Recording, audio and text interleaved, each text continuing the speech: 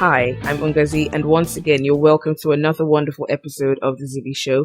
It's, like I always say, an absolute honor to have you on the show. I've really missed doing this. This is a show that is aired every Sunday. I know it's just been under a week, but I really miss doing it. I wish I could do this every day. All right, and last week's episode was really nice. I enjoyed the feedback. I think it's one of my favorite episodes. Yes. I just want to say a huge thank you to everyone who tuned in to listen, as well as everyone who downloaded on any of the different platforms, Spreaker, SoundCloud, ForShared, and YouTube. So thank you very much, guys. And just in case you missed out, it's no problem. You can always go back to those places and you can listen to all the shows. Thank you so much. With regards to the show we did 2 weeks ago, Sterling Bank has still refused to speak out and give any response. They've still refused to open the accounts, and they've still refused to basically talk about how to refund people their money. So we're calling on all Nigerians and everyone outside Nigeria to realize that sometimes certain institutions should be boycotted. And I think at this point, Sterling Bank is one of them. So Sterling Bank, we're still hoping and waiting for you to do the right thing. Anyways, on to today's show. I'm so excited. It's football season. Yes! I mean, everyone is so excited about the World Cup. I mean, it's crazy. It's in the air, yes? Anyways, we've got a very special guest who's going to be talking to us about football, the World Cup, and a whole lot more. Let's drop a hint. Okay. So, he's played for an international team. Well, he's played for his country at the highest level. He's won an African Cup of Nations title. He's won an Olympic gold medal. He's played for top clubs in the UK like Sheffield. He's played in France. He's played in Norway. He's played in Spain. And, some other places. Okay. Any hint coming? All right. Well, this week's guest is none other than Patrick Suffo of the Indomitable Lions of Cameroon. Yes, he's a great guy, and it's an absolute honor to have him on the show. Hi, Patrick. You're welcome to the show. Hi. Thank you for having me. Let's talk about, early life and growing up in Cameroon. Yes. How did you get into football? I grew up in an area where football was always the first thing for everyone. I lived next to one of the top teams in Cameroon training ground, which is Canon de Yaoundé. And my dad was also involved in football. He used to be like one of the directors of one of the top teams in Cameroon as well, which is Canon de Yaoundé. Okay. So I pretty much grew up around the football. So it was only natural for me to be involved with it. Okay. So, and then with all my friends that I grew up with, we had a team in our area, going from area to area to play against other guys. And then I had a chance to move in France when I was about 14 or 15, because I made a selection of team in Cameroon, where they used to choose like the best team for each region. Okay.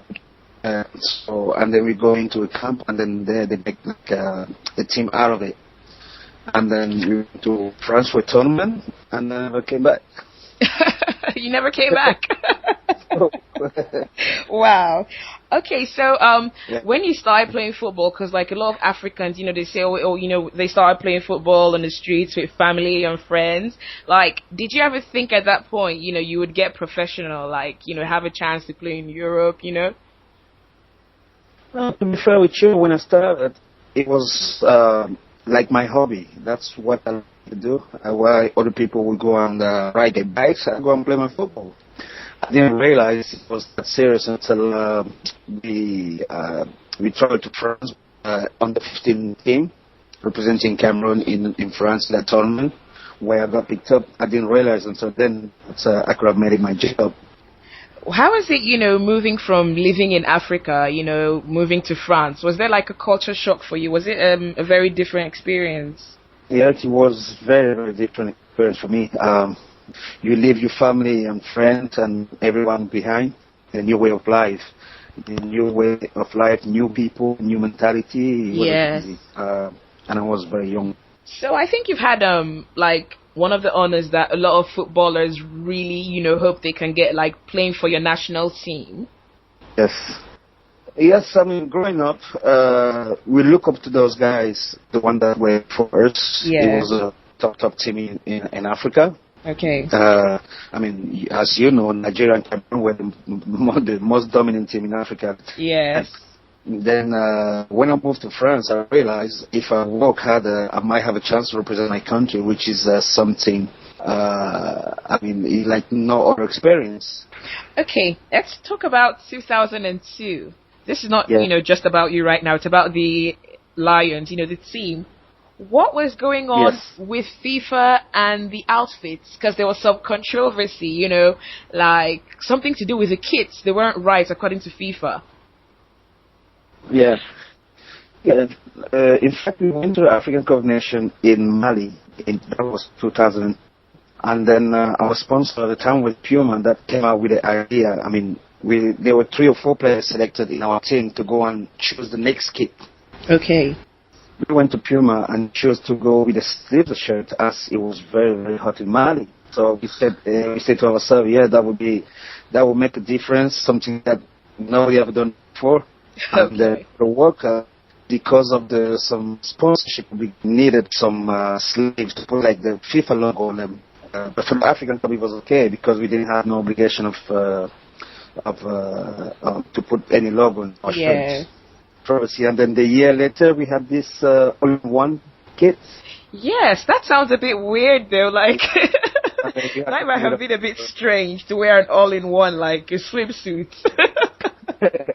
It was pretty much like it. To be fair, I understood the decision not to allow that kit because of safety reason for ourselves, the players first. Okay. Because let's say you get injured and then they need to attend you. They can't let you share. So yeah, it was only fair that FIFA didn't allow that kit at times. All right. Okay. I can see that now. So I guess, in that situation, FIFA probably did live up to, its tagline for the good of the game. Yeah. Yes. Okay. I did think though, like seeing big guys wear, sort of swimsuit jerseys. Yeah, it might have been a bit inappropriate. Now, I can't resist this. I have to talk about Roger Miller. He's a legend. Yes, he's the biggest thing that ever happened to our football in Cameroon. He's still the biggest name in Cameroon football, even though today we have the likes of Samuel Eto'o and the rest. Yes. Because of him, we have Samuel Eto'os, we have the Eto'os, we have all the songs and everyone today. He's our point of reference when we talk about football in Cameroon, and he's still very much involved in the football in Cameroon today. Oh, that's really nice. I always just had an obsession with him because I feel like he ignited my love for football. Oh, and not only you though. Probably everyone in Cameroon, I mean, everyone in our generation. Let's talk about that famous game, Korea-Japan 2002. Cameroon versus Germany. In general, that World Cup was a big disappointment for us, for our team, because at the time we had a very, very good team. Okay. We learned to play, but everything started very wrong for us. We had very good preparation. A week before we traveled to Japan, the same old problem started again. The administration not doing the bit, and the player planning to get the share of the money. Right. So we spent a week in Paris in a hotel instead of the week that we were spending in Japan, getting used to the time and the climate.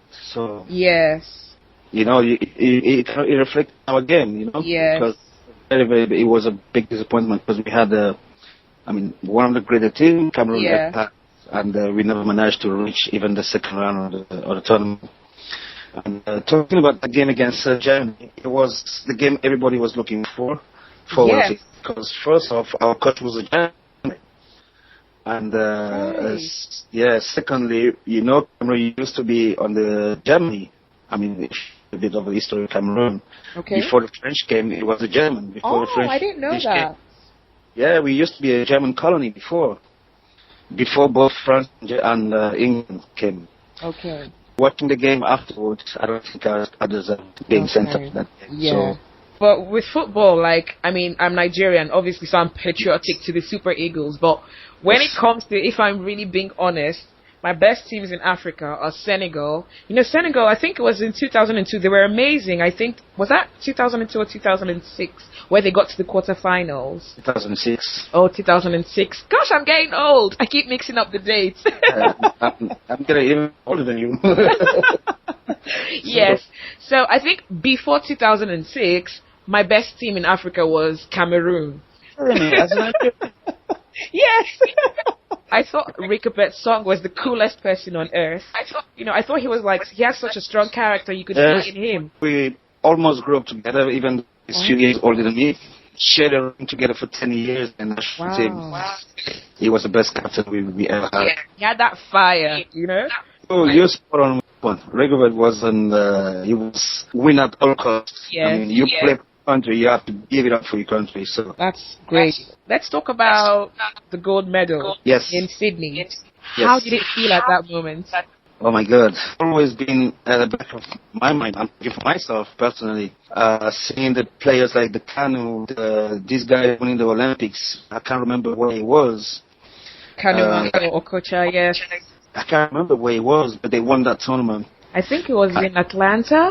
Maybe 96. Yeah, 96, yes. It's always been in the back of my mind. If Nigeria can do it, then we can definitely do it. We said to ourselves that we're going to give our best, and the more the tournament we're going, the more we start believing.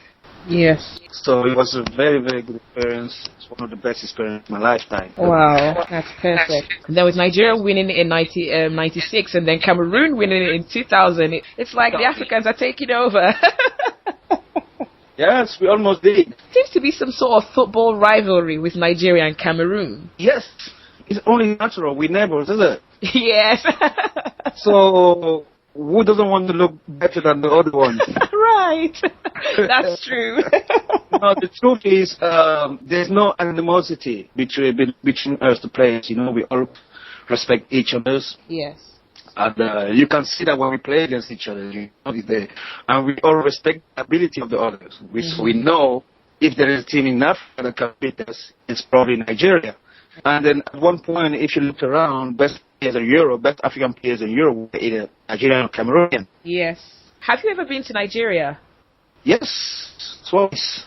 I think it was the inauguration of the football stadium in Abuja. Okay.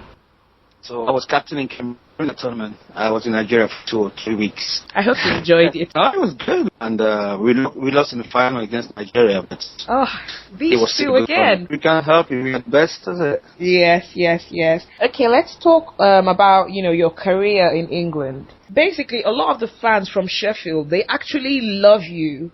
Yes. They love you. Like, it's been years since you left the club, but they keep saying, oh, we want you back with the problems, that famous battle. Yes. Do you think you were treated unfairly?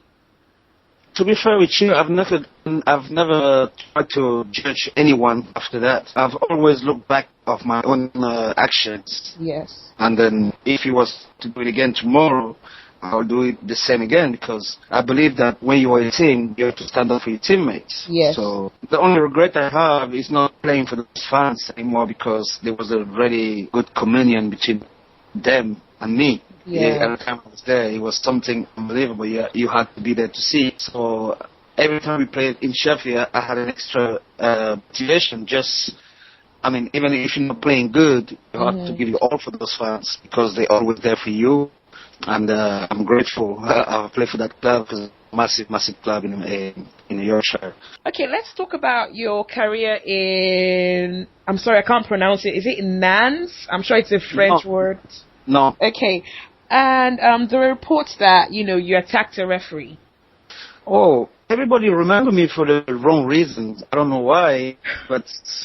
played football all my life. Yeah. It's only normal that few incident happens. I don't know one player that never had any problem. I never attacked referee.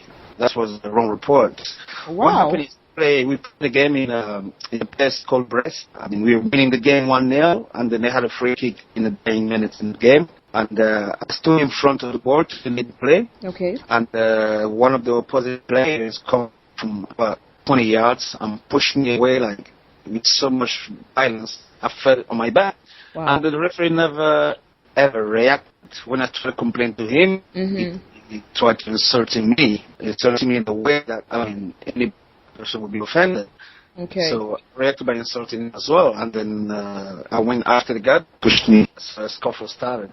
Right. And it ended up in a fight. So I defended myself and then I attacked everyone that was coming near me. I don't know how people say I never attacked the referee. I insulted him, yes, I never attacked him. I think to a certain extent that might be, a stereotype or, I'm not trying to be funny, but... It became a stereotype with me since the incident in Sheffield as well. Yes. So, I'm going to ask, do you think you had a hot temper or, were you angry sometimes? I'm just like everybody else. People that are very quiet are more suggest to react badly than the others. So let's talk about, a few days ago, Yaya Toure, best player in Africa. What do you think? Yes. Yeah, it's only fair. If you look around in the last 2-3 years, he's been the most consistent African player around. I think Ghana had his chance by winning the African Cup of Nations. I still think Yaya Toure was very, very consistent. Because with the difference with Johnny was like Johnny didn't play as much as he would have liked with Chelsea. Okay, we'll take a short break now and we'll listen to some nice music as always. We'll be right back and don't go anywhere. Lots more when we come back. Yeah, let's do this. Niger, stand up. It's your boy Joe Blow. Yeah, okay. Mike Bills, what he do? Niger boys, we hustle hard. Yeah, we all about the stacks. Yeah, and nothing changed. I be Niger boy, gotta stay rapping. I got the whole hood on my back, rubbing until I hit the ceiling. Man, I won't stop stacking. All about the meal, certified paper chasing. My top down low, man, I'm on the third mainland. Boy, I stunned double, I was looking like $1 million. All them blinks on me, the platinum diamond. Yeah, I get a lot, changing like a million. I'm a dog, they're all around the brother like fleas. Yeah, I finna school them here, there's no fees. Ice on me, I could make that girl freeze like Tupac back, it's all eyes on me. I'm never on break, so why should I fail? I get my cheese home, no retail. Too big to ride, homie, I sell. I'm the biggest. That was a really nice song. I did find myself start to move quite a bit. And that was Niger Boy by Joe Blogs. He's a very nice young man, very talented. He comes from a very popular, really popular music family in Nigeria. It would be proper to refer to him as coming from music royalty. Very talented. Thing is, a lot of people actually know his family and know him, but they've probably not got an idea that he is Joe Blogs. So if you'd like to listen to more of his music or find out more about him, you can find him on Twitter. His handle is @JoeBlogsSHB. That is JoeBlogsSHB. Yes. So don't forget to do that. Let's get back to the interview now. Let's talk about Ronaldo winning Ballon d'Or. What do you think? Personally, as a football player, I think you should be judged by whatever you do on the football pitch. And by judging by that, no one came next to Ronaldo the last season. So it's only fair. Let's talk about retirement. Like, how do you handle retirement as a professional athlete? Yeah. For myself, in my case, I had an operation in my knee. I was 16 at the time. I had a broken kneecap. And then further I was going in my career, the war seat was coming. So mentally, I was more prepared than that. I was more prepared for that than probably anyone else. So I knew in my case, I could have stopped at any time, even before when I stopped. Okay. So mentally, I was a bit more prepared for that than anyone else. But, it's never easy when you used to do something every day and all of a sudden you have to stop and start living a normal life again. Yeah. But it's very hard. It was very hard for me the first 2 years after I started. Seeing people play, you want to be there, but you can't be there. It's not easy at all. It's very, very difficult period in anybody's life. I'm good. I'm very happy with my life now. Okay, let's talk about your time with Coventry Blues. I came to Coventry City the end of 2002 season. Okay. I was playing Dubai at the time, and then I had an offer to come back in England. They gave me a chance to come back and play at the highest level. So I came to Toronto City, and it was I would say it was a great experience. We had at the time Gary McAllister, who was a football man, and he was the one who convinced me to come over here. Okay. And we had one good season, and the season after Gary had to leave because his wife was ill. And then we started exchanging managers. We had like 4 managers this season. Wow. And we all know that this is not the best for a team that is looking for for an ambitious team. You need a bit of stability. So I had to leave not long after we started changing managers. Yeah. Over the years in football, there have been cases of racism. Did you ever experience any form of racism while you were a player in England or in France?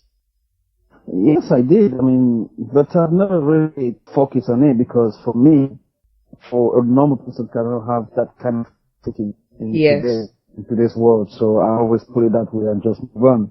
It's a sad situation, but if we focus on it, we won't move on. So true. I just try to make I just try to put it aside, not focus very, and just move on with it. Okay, let's talk about 2014. I'm so excited. The World Cup. Are you as excited as I am? Of course, Cameroon is there, and then everybody, we're probably really looking forward for that. Cameroon never made any major tournament last few years. Yes. So yes, I'm really looking forward to that, to see what's going to happen. I can't wait for it to start. Group A, Brazil, Croatia, Mexico, and Cameroon. I think this is a group of death. What do you think?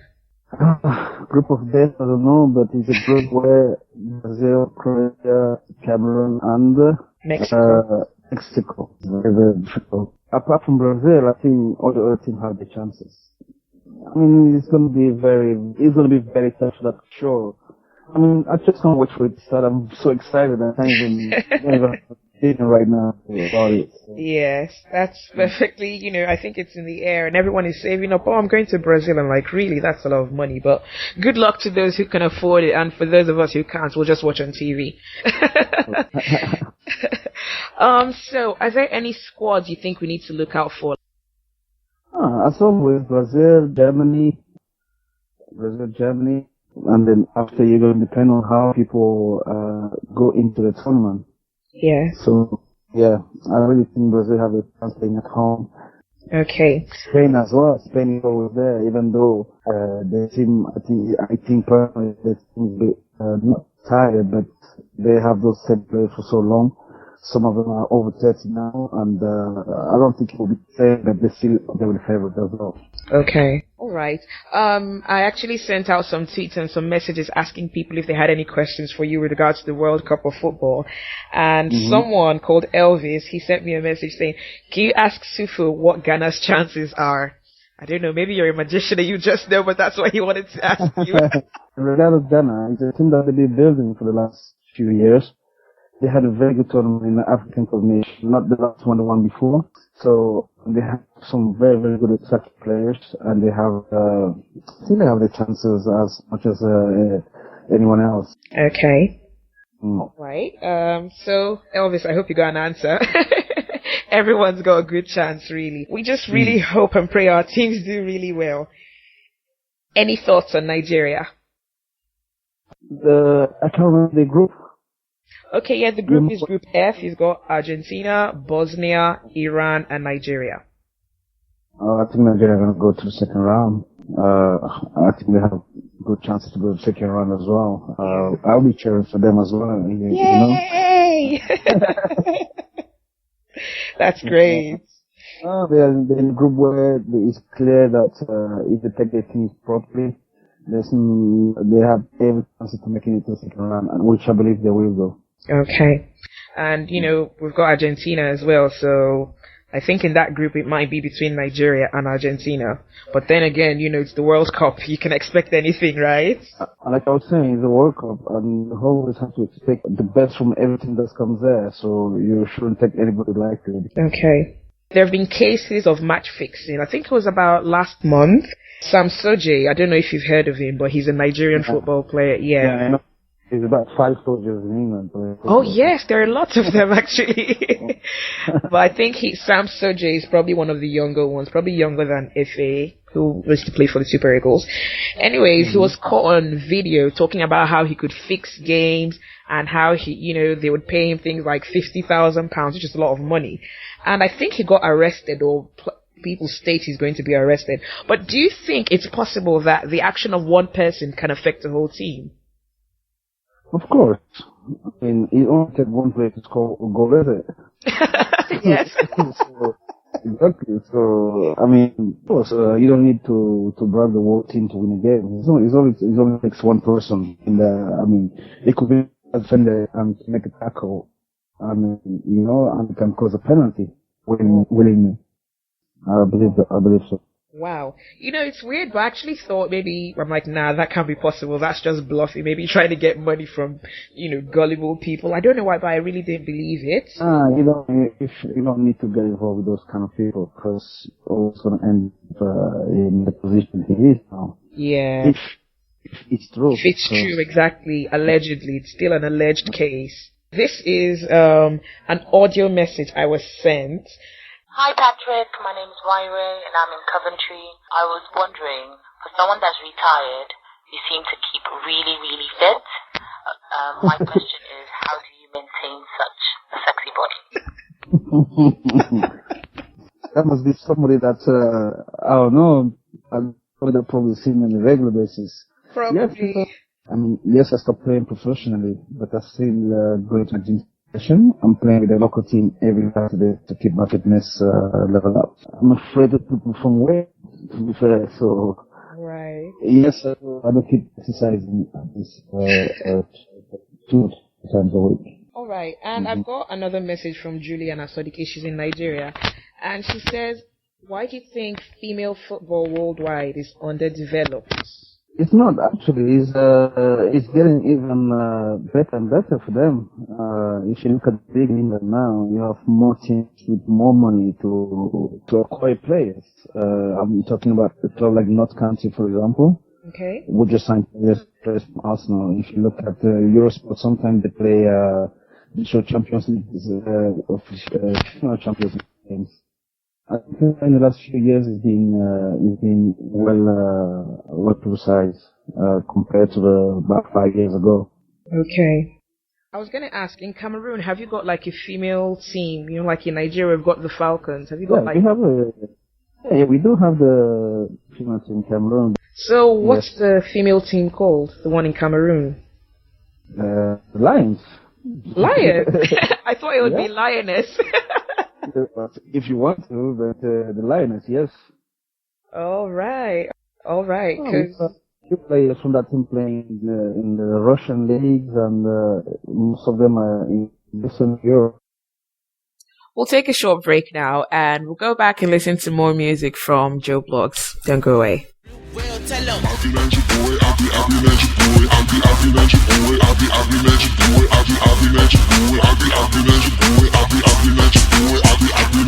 I know you feeling my swag. Green and green on my flag. Oh boy, you know I know the brag, but hey, I've been at your boy, I've been at your boy. So start bumping on these haters for real, I be killing them. The AC to ABJ, now everybody feeling them. Out there rapping when nobody was knowing them. Now all them shotties in the hood just wanna be with them. Grandpa ain't again no walking stick. Haters, babies, they got no tick. Running up I hit, left is my 6 to the brother, slim, but it's dick with thick. Life is a done with you, just scratching my back and the nails off fixed. I'm on that thing, cause that my sit and I walk straight in like I'm the shit. I'm the man now, I'ma be the man tomorrow. Top of the game and I'm standing on my console. I never bow, I stay fly like an arrow. Yeah, I blow them off, rough day candle. Yellow, black stripes, Lagos power. Then where you find me, I was never lost. Was here to see me playing, but they never see me pause. If this rapping is a test, you failed, I passed. Welcome back, and that was Niger Boy by Joe Blogs. I got so excited about football, this actually slipped my head, but Joe has actually performed, he still performs in a band with a world-renowned musician, so, he's a very talented young man.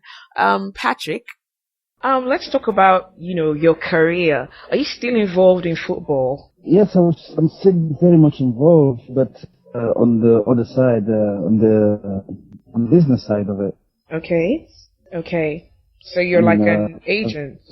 A year more or less. I work for CS Sports. I'm consultant for CS Sports, which is based in London, and is some agency company. So yes, I'm still very much involved into football, even though I have my other side business. Okay, so basically, are you involved in recruitment, like, getting talents from Africa and things like that? No, from Africa, from everywhere. I mean, you sell to clubs what club wants to buy, is it? Okay. So, if it's in China, they will come for it. But, have you successfully, gotten any young players from Africa, discovered some, people on the streets? Have you found any? No, not really, because I work mostly in England, and like me, to play in England, you have to be full international. Yes. Then, and then you must have played 75% of the game of your national the last 2 seasons before you can be awarded the work permit. Okay. So it's not easy for the Africans to just come here and find a team and start playing. Okay. So it seems like a lot of people are coming to Africa, probably Africans as well, and taking advantage of how naive or uneducated a lot of these people are and taking money off them. How will you pay to go and do a job you're supposed to be paid for? If you're good, they must be running after you. It's not you going after them. Some people are just desperate and all that. Yeah. But why being desperate? If you get into a local team, you might get selected to even a better team locally. You might even be selected to a national team, and that will expose you more. Yeah. So if you're that good, I think that's the way to go. Okay. So how do you think we can, discourage people from being swindled? Because, some people have dreams, and unfortunately, because maybe they live in villages, they don't have a clue, information is limited, so they just hear things, there's a man coming, he's coming to take me to pray abroad, and a lot of Africans want to go abroad. So, what do you think we can do to actually stop this trend of people taking advantage of people? Do you think there's anything that can be done? You know what? I tell you what, this is a very, very good question, because I've always asked myself that question, and for what I do to people next to me, not very far from me, that I'm not able to touch and speak to, I will tell them, as much as you want to go there, these same people you want to go to, they travel to Africa and all over the world, South America, everywhere in the world as well, to look for those same players. Yes. So, if you come here and you don't need it, how are you going to live? How will you live? How will you eat? What will you eat? What will you eat? I mean, there's so many in France, in Paris, for example, because most of Cameroonian wants to go to France because we might be a French-speaking country. Yeah. And I mean, you see guys that were really good, and you can tell if they have stayed home and played locally, they would have got into the national team at any level, and they would have got picked up. They would have got picked up surely somewhere else. Okay. But they're just trying to push it. I don't believe in that. I know we all want to help our families or whatever it is, whatever the motivation is. But before you do that, do it where you are before you start doing it in other people's places. He's not saying that we shouldn't go and try and find a life there for themselves. Yeah. But before you go, especially footballers, you have a league in Nigeria, which is not a bad league. It's very well decided that the Nigerian league is very good. Okay. You have a league in Nigeria. Play that league. The grass is no greener here than in Nigeria. I think this is, sound advice. Hopefully we can find a way to get the message to young people in the villages, so they just realize sometimes it doesn't come that easy. That's a problem, yeah. Sometimes people just want to get to the top really quickly. You need to actually pay your dues, take that gradual step. It just doesn't go. Yeah, for some people, I think some people are lucky, it might just be fast, but you need to work hard, basically. Exactly, that's what I'm saying. Yes. So, only the hard work pays. We all know that. Apart from working hard, you have to believe in your own self. You have to believe you're good. So if I'm good enough to play in Nigeria, I might be good enough to play for the Nigerian national team. Yeah. If I'm good enough for the Nigerian national team, then I'm probably going to have my chance in Europe in a better league. You've had like a very good career. You know, you set out to achieve probably a lot of what you wanted. Do you see yourself, being involved in management, like being a club manager? To be fair with you, I have few diplomas for that, but I've never really seen myself being a manager somewhere, because I know all the stress all the time, you have to give a lot, because it's a task though, it's a job, because I don't know, but I'm not saying never. Yeah. I'm not saying never. So if a chance come by, why not? Yeah. If I'm ready, go for it. Okay. But I'm going to go out and look for, you know what I mean? Yeah. But I saw some of your fans from Sheffield. They actually want you back, at any sport. Even if you're a manager, you're a player, they just want you. I understand. Like I said the other day, we had a very, very good communion with the Sheffield United fans. It was unbelievable. I did really have a very good time there. I enjoyed it. I still like the club very much. So, I don't know. We never know. Yes. We might go back there one day, in a different position. Exactly. Why not? I've always wondered, like, when you play in a team in England and then you have people coming from Africa, people coming from European countries, how do you guys communicate? Okay, and then maybe your coach isn't even English. Like, how does everyone understand each other? I've always, wondered about that. I mean, I had a chance to play in Spain, I had a chance to play in Norway, I had a chance to play in Saudi Arabia, I had a chance to play even in Israel. You have to find a way to communicate. And how, I was lucky enough to be able to learn language very quick. But, mostly, everybody, we have always told everybody must do his best to speak the local language. Okay. We work in here, is our job. Remember, if you want to work here, you must try to adapt to the people, way of life. Okay. Which is also the language. Okay. So it's not easy.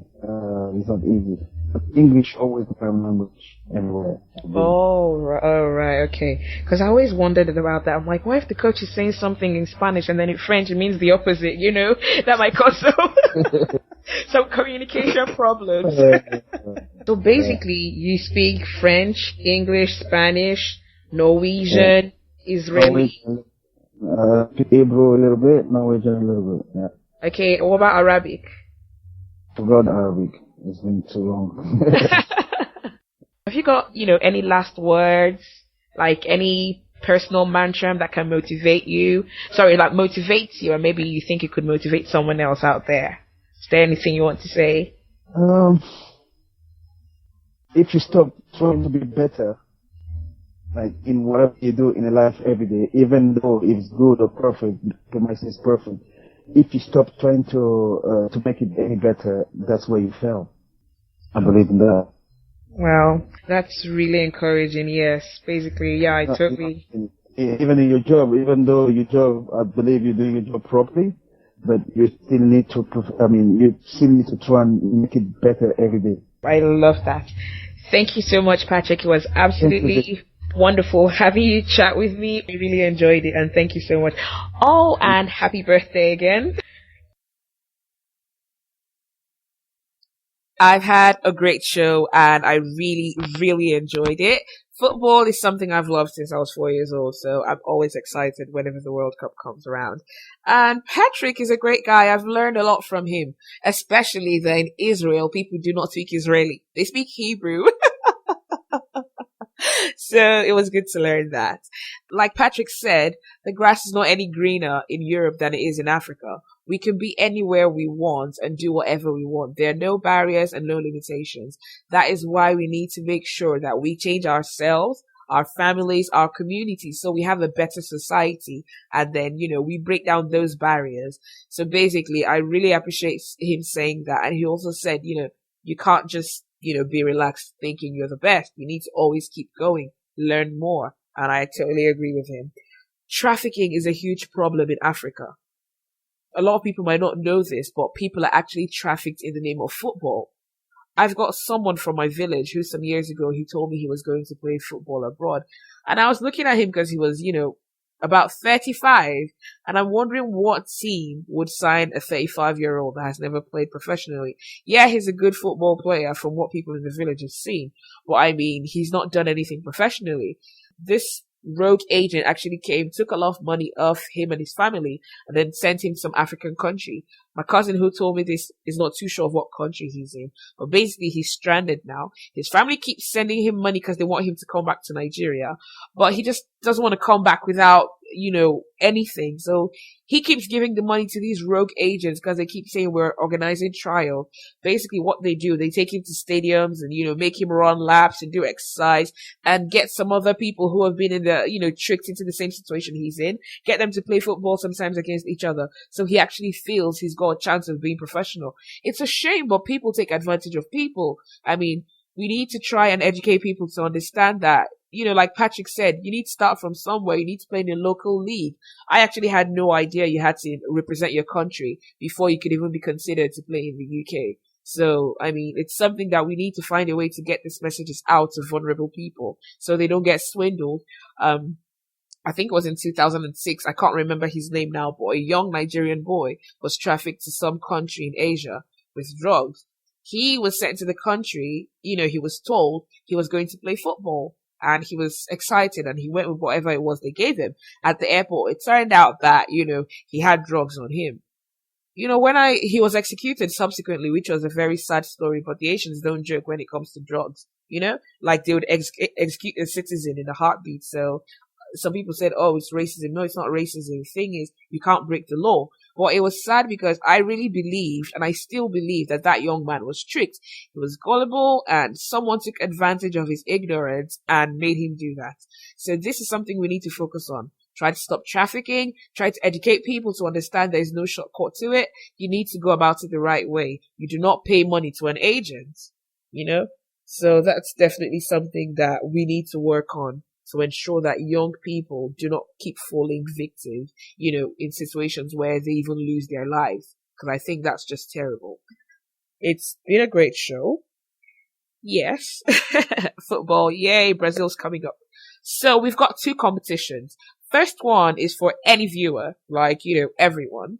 We've got a chance to give away a free hairdo or a manicure. It's your choice at Mo Hair. Mo Hair is located at number 5A IBB Way, GRA Phase 3, Port Harcourt, right behind Casablanca.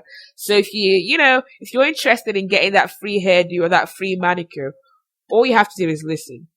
Last week, I listed 10 reasons I love Nigeria. If you can tell me my first, fifth, and seventh reasons for loving Nigeria, then you get a chance to win. Tweet us, email, or, write on Facebook, or comment on any of the platforms where you listen to the show and just say what my first, fifth, and seventh reasons for loving Nigeria were.